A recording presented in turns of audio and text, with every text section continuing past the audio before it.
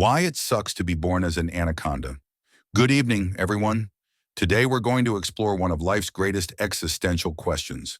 What if I were born as an anaconda? Spoiler alert, it would suck. Sure, people think of anacondas as these fearsome predators of the Amazon, but let me tell you, it's not all glamour and National Geographic documentaries.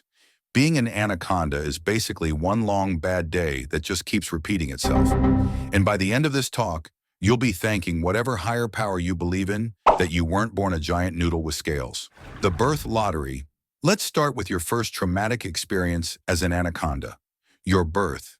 Anacondas are ovoviviparous, which is a fancy way of saying the mom doesn't lay eggs. Nope. Baby anacondas are born live. And when I say born, I mean you slide out of your mom's body into the unforgiving Amazon jungle like a squishy spaghetti noodle.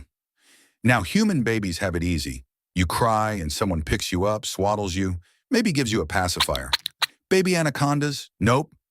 You pop out and your mom is like, "Good luck, kid." Then she slithers off. No hugs, no snacks, no guidance.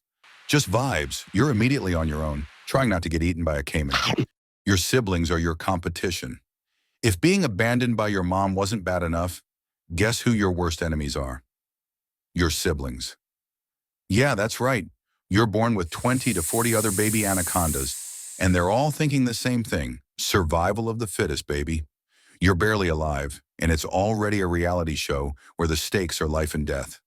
Imagine competing with your siblings over every single meal. And there's no therapy for sibling rivalry in the snake world. You don't work it out over coffee later. If they outcompete you, they're not just stealing your food, they're stealing your whole life. Your diet is questionable. Let's talk about food. People think being an apex predator is cool, but they don't tell you the fine print. As a young anaconda, you're eating whatever fits in your mouth. And trust me, the Amazon jungle does not offer a gourmet menu. Frogs, fish, rats. If it's moving and vaguely chewable, you eat it. And once you grow up, the meals get weirder. Full-grown anacondas eat capybaras. You know what a capybara is, right? It's basically a giant Amazonian guinea pig. Imagine unhinging your jaw to swallow something the size of a Labrador.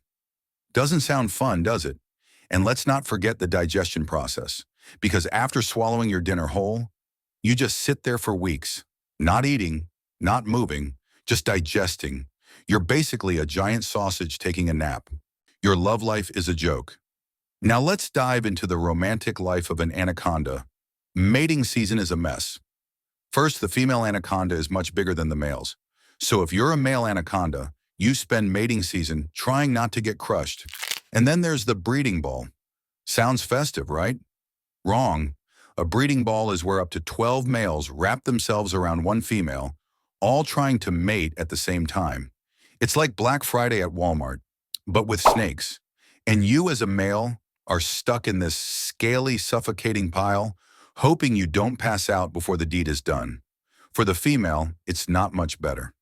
Afterward, she has to carry 30 to 40 babies inside her, which is the snake equivalent of being a school bus. And then, as we established, she gives birth and leaves. No child support, no co-parenting. It's a one-snake show. Everybody hates you. As if your life wasn't hard enough, let's talk about public perception. Anacondas are the villains of the animal world. People either think you're a bloodthirsty monster or a creepy movie star, thanks to that Anaconda film from the 90s. Nobody's writing poems about how majestic you are. Nobody's naming sports teams after you. It's all, eek, a snake. Meanwhile, other animals get all the love. Lions, majestic. Eagles, symbol of freedom. Anacondas. You're just a slippery murder tube people want to avoid. And let's not forget the struggle of being a snake. You don't have legs, you don't have arms. You don't even have eyelids. You move by awkwardly wiggling your entire body across the jungle floor. And swimming? Sure, you're good at it, but it's not exactly glamorous. You're just a wet noodle floating in a river. And when you want to attack prey, you don't get to pounce gracefully like a tiger. No, you have to slowly wrap yourself around your victim and squeeze. It's messy. It's exhausting. Honestly, it's like trying to assemble IKEA furniture. but you're the furniture. Had to pick one of these terrible fates? Would you rather be an anaconda trying to eat a capybara the size of a dog, or a male anaconda stuck in a breeding ball? Think about it. Dinner or dating? What's worse? Let me know your thoughts because, honestly, I'm dying to hear which one you'd rather suffer through. Be grateful you're not an anaconda. So let's recap.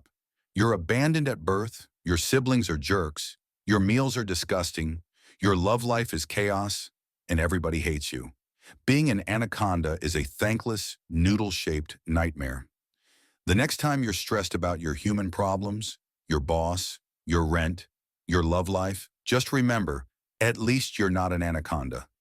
You've got arms, legs, Wi-Fi, and the ability to complain about your life on Twitter. Anacondas don't even get that. Thank you for listening, and here's to celebrating the fact that we're not 30-foot-long swamp noodles. Subscribe.